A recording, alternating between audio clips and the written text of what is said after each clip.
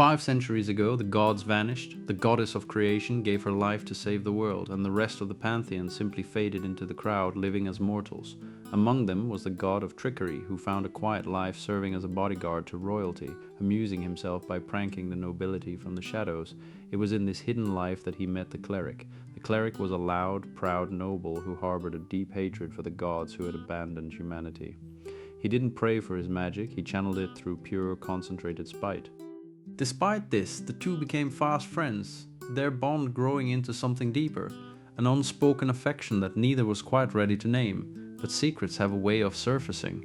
At a royal gala, the god's true identity was accidentally exposed. The fallout was devastating.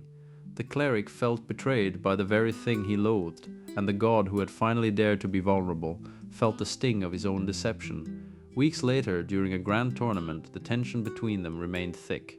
After a heated argument with his teammates, the cleric found himself at the god's doorstep. They shared a quiet, heavy moment of reconciliation before the god offered to walk him back to the party's inn.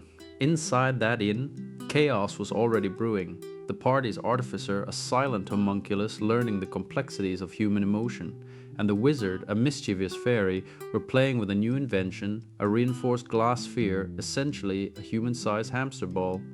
As the cleric and the god arrived outside, the wizard was being tossed around in the ball like a toy.